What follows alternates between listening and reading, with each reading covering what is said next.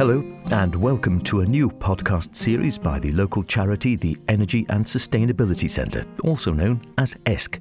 We have crafted 5 exciting, informative and entertaining episodes to educate the island on its journey to net zero. This series is generously sponsored by Zurich on the Isle of Man. So let's get started. In today's episode, we're honoured to have 2 exciting guests. Mark Cady, Chief Operating Officer at Zurich International, and Nancy Shefford, Sustainability Officer at Capital International Group. Sit back, relax, and join us as we uncover valuable insights and actionable strategies to drive sustainability in the corporate world.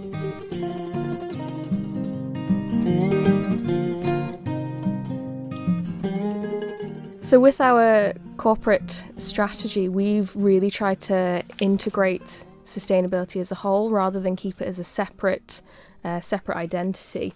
We kind of approach it as an integrated and cohesive element.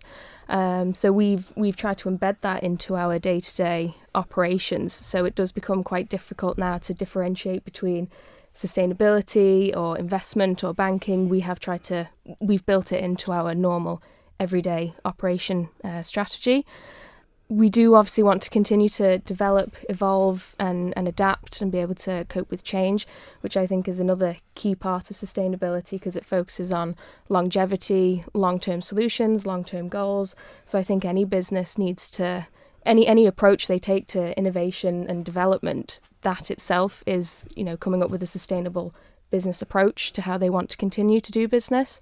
So we've kind of just taken that on with our banking investment platform services and embedded that in any kind of innovation, whether it's product, services, upskilling. We've incorporated that into our overall sustainability and corporate strategy, really. Yeah, I think I'd echo that. You don't have a sustainability strategy on its own. It's absolutely embedded. We've got sort of a planet promise, a customer promise and a people promise, and then within those you find that you've got sustainability running through it, whether it's people sustainability because you want to promote from within, to the customer promise around where we invest their money or where they can choose to invest their money, and everything's around trying to save, make a better planet for everybody. And that way, if you live and breathe it through your culture, it just becomes part of your normal day-to-day life. Everyone's thinking about that sustainable element, and it's amazing actually, as Nancy alludes to, what you can achieve through that sustainable element. Everyone just thought it's about recycling or it's about composting or it's turning lights off. It's so much more than that, and when you really dig into it, you can make a whole culture from it. We've just recently had internal workshops around business sustainability where I've said your exact words, that the majority of people assume it's biodiversity or climate change or recycling when it comes to offices. We've then tried to demonstrate to them that it's not. It is embedded into everything. We have product and innovation teams within our company. That itself is a sustainable practice. Your risk management and your well-being of your employees and the welfare, that's all sustainability because you want to be there for the long run. You want that longevity. So we've got this people to join us, stay with us and recommend us, whether it's our colleagues or customers, or suppliers. That's what it's all about. And if you can drive that sustainable message throughout your culture, but through everything you do, that's the plan and that's the hope. And it's interesting, you're using the word culture there. Is that what we're talking about with a lot of this? And the podcast, we've been talking again about this sort of really changing attitudes. And do you think we're talking about a cultural shift so that something which has been seen as, perhaps exceptional is the wrong word, but something where we're specifically having to think about it and, as you say, embed it within practices and strategies? Do you think going forward it'll just become the cultural norm and it'll just be the way we operate? I think so, yes. I think it's started off, people probably assumed this was a whole new element, sustainability was all new, It's not a new thing. It's been around for years already. So I think it's seemed like there's two separate cultures. There's the culture that, well, wants to save the planet, and then there's the culture that just wants to carry on business as usual. But I think that's becoming one culture slowly over time, whereas they realise now business as usual needs to incorporate sustainability, and sustainability is business as usual.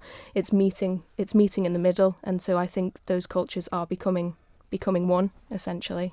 Yeah, 100% agree. I think you have to walk the walk, not just talk the talk. So it's important that you set objectives, and as a business, and that's at the from the highest level down to the teams that are customer facing or doing sales or running your buildings.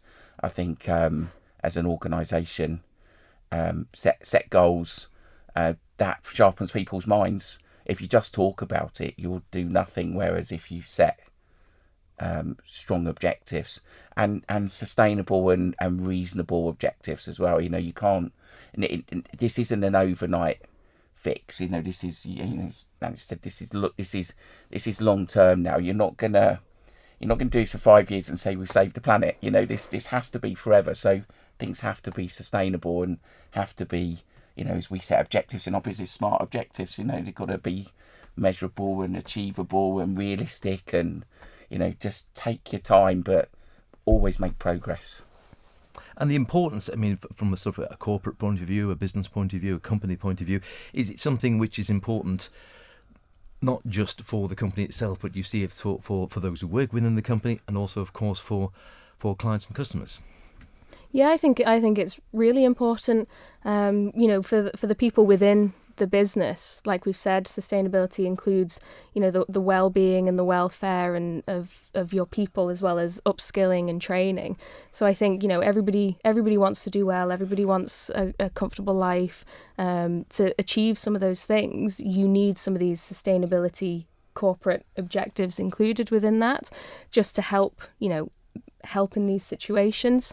But with customers, and especially now, you can see as well the younger generations are coming up, and it's a key thought in their minds, and they're either going to be the future workers or the future customers. So it's something that they are really considering and looking at in companies. So I think it's important to include that in your your sales departments or the products or services that you're providing. You want to help the customers, you want to keep the customers, and the customers obviously want to be satisfied as well, and they have their own needs that you need to fulfill for them as well. Yeah, again, we're from similar companies, but we've got staff saying we're only coming to work for you because we've heard about what Zurich's doing on the Isle of Man and what Zurich Group stands for. We really want to come and work for you because that's really important to us. You've got customers now paying more, will choose to pay a little bit more for a product because it's sustainable, or we build in that sustainability. So, customers and our employees will choose those companies that have that sustainable, ethical approach to things. I think the world is changing. Even in this price conscious times, your compensation package isn't what it's all about if you work for a company that doesn't stand for something that people want to get behind. And it is amazing in the last, I'd say, 3 years, how we've actually had people say, I want to come and work for Zurich just because what you stand for. And that's interesting, because I think, yes, we often think that people will just, follow the money and go where the money is to a large degree. But there is now this, I suppose you would call it a cultural change to a degree, or a sort of mindset change that, as you're saying there, Mark, people will come along and say, well, okay, obviously they'll be interested in their own package, as it were, but they are concerned about, yes, we want to work for you, not necessarily just because, well, you're paying the best money, but because we like the record, we like what you're doing, they like the way you operate. And this is something that now people are thinking about when they're looking for roles within large multinationals. Yeah, and we can support. There's other benefits other than straightforward compensation. So for instance, part of our sustainable benefit package we have for employees is to provide interest-free loans for people if they want to do home improvements to improve their houses, with that sustainable element in mind. So solar panels, new energy efficient windows, new boilers, heat source pumps, whatever people want to do in their home, will help them achieve that through interest free finance that we manage with them. And I think that it stands by our promise. We put free electric charging in our building, so encourage people with electric cars. You can top your car, you can run your car for free if you work for Zurich, because you can just come and plug it in every day. You haven't got to plug in at home or another charging point. So it's you kind of walk the walk and you talk the talk, and it's pay is important. We all go to work, so we've got bills to pay, but it's those extra bits in your culture that you embed, I think, that make a difference. Yeah. And other companies are starting to follow suit, I think, Yeah, absolutely. I think that's one thing about the Isle of Man. There's so many businesses here that have similar or the same, goals, and they have the same objectives in terms of sustainability, and they want to provide the same sort of support for everybody, who's given up the time to actually work for them. So, we have similar initiatives at Capital, and we're always looking for new ways that we can provide for the people, the building, and customers as well. So, we've split into an investment and a platform and a banking business. So we're taking that sustainability approach into all areas, whether we're looking at a responsible investment approach, or whether we're looking at, building refurbishments and what we can do for the company, whether it's, saving money, reducing electricity, just reducing our carbon footprint. It's covering all bases. And like you say, you have to, if you're going to say you're doing something, you need to do it. And then we obviously,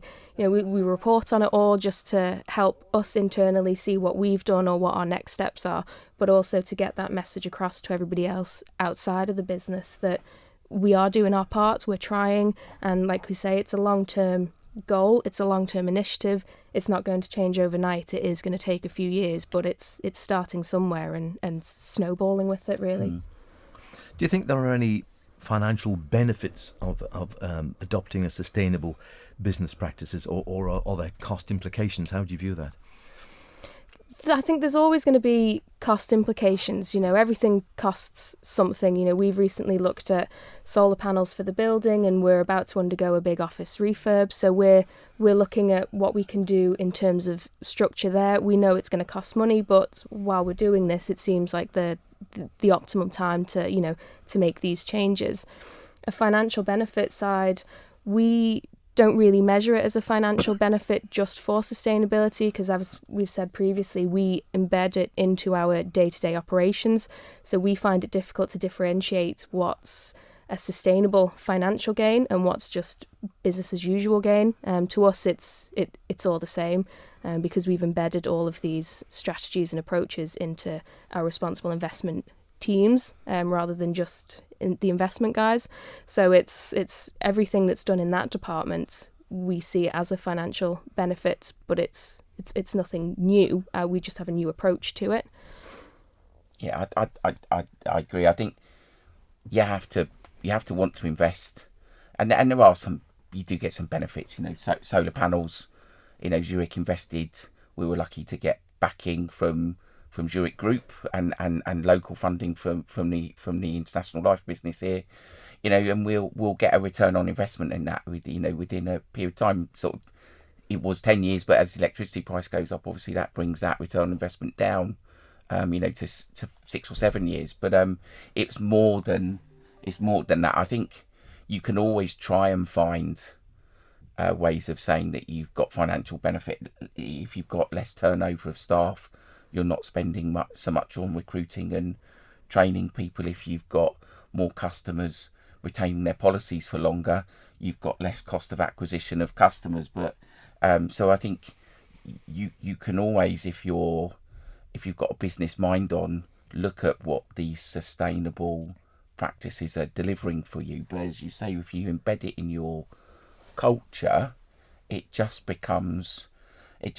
part of your hitting your targets, your shareholder targets, your dividend targets, your operating profit, your sustainability. So we have a target, for instance, that 70% of all vacancies, should go to internal employees. And it's if you hit those targets, then you are naturally not going to have to spend money acquiring new staff. And if you're hitting your operating profit targets, then clearly things are being achieved through how you're conducting yourself in your business, your direct expenses or your allocated expenses as a group. So it all has a knock-on effect.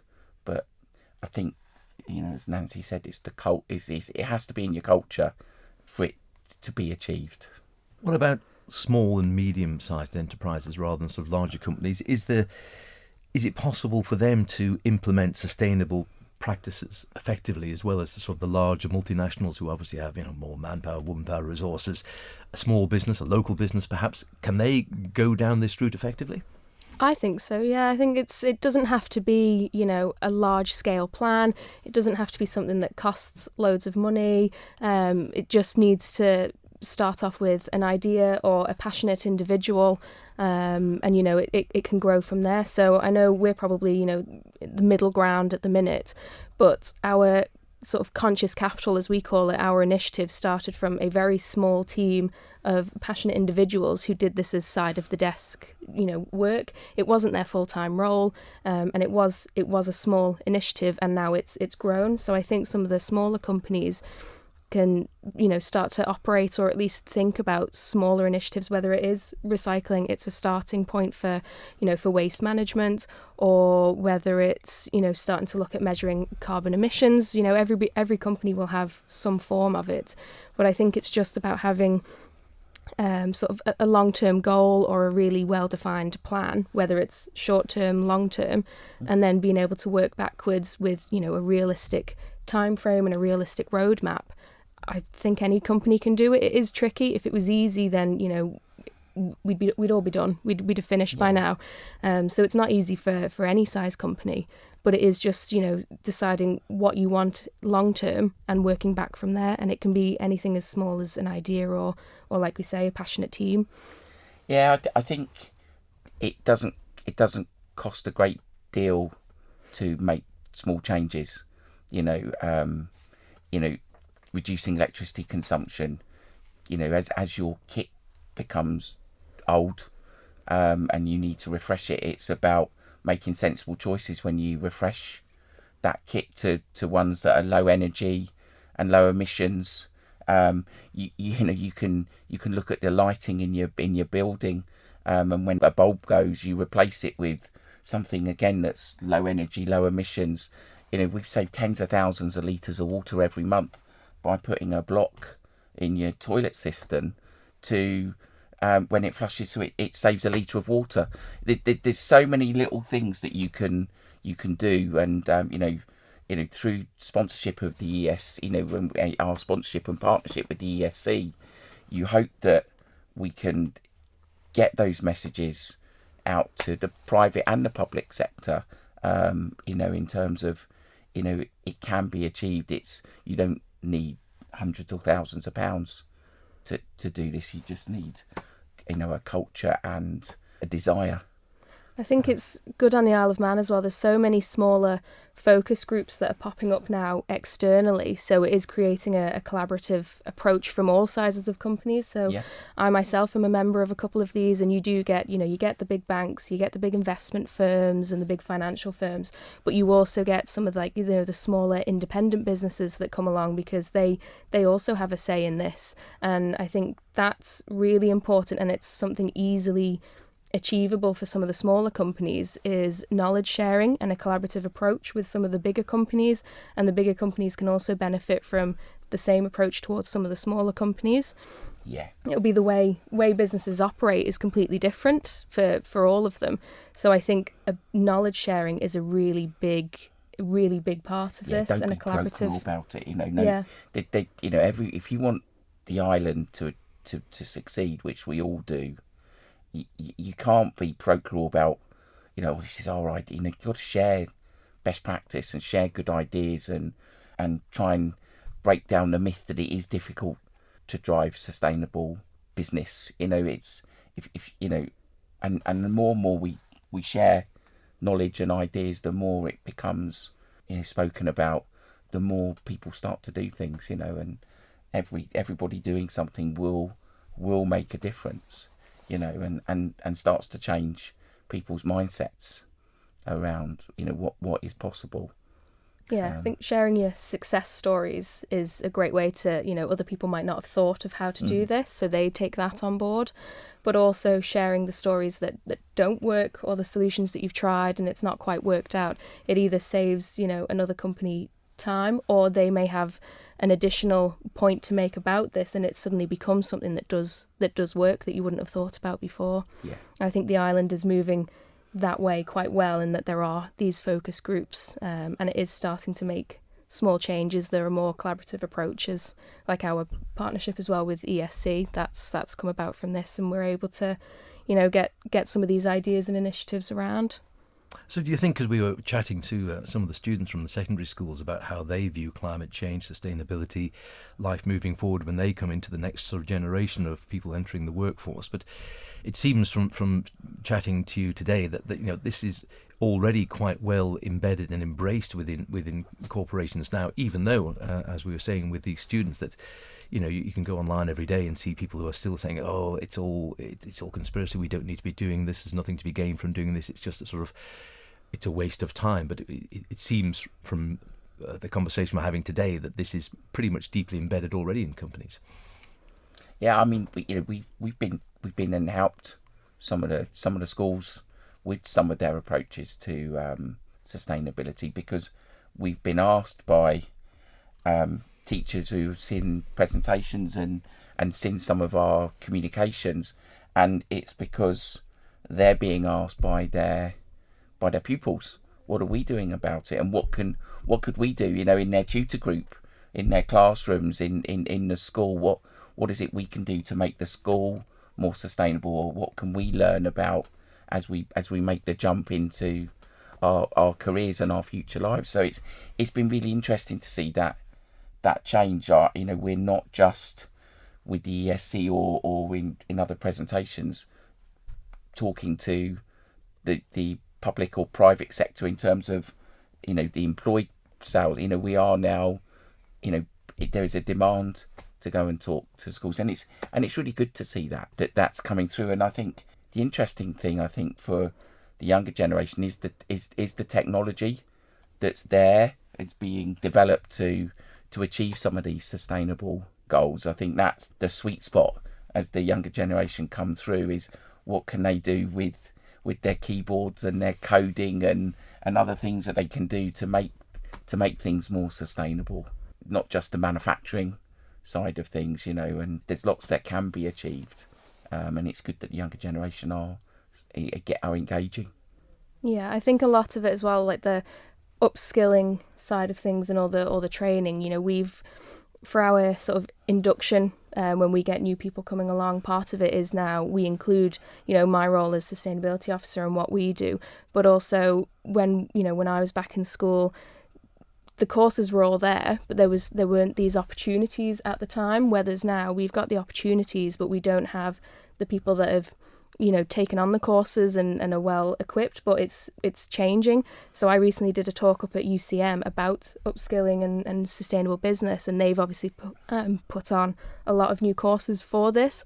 So I think it's starting now to filter down to, you know, the high schools and the primary schools, which is great, because by the time they come up, they will already be ready, well equipped, and, you know, like you say about technology, it will catch up, or we'll play catch up to it as well. Mm-hmm. So again, sustainability, technology is included in there because it's always changing, it's evolving, it's developing, and all these courses then for the kids in school and high schools, it's perfect for them. And I think the more they question it, whether it's, you know, good or bad, it's still an engagement. They're still engaging with the idea of it. So I think that's quite a good point. Nancy and Mark, thanks very much for talking to us on the podcast today. Well, thank you very much. Thank you.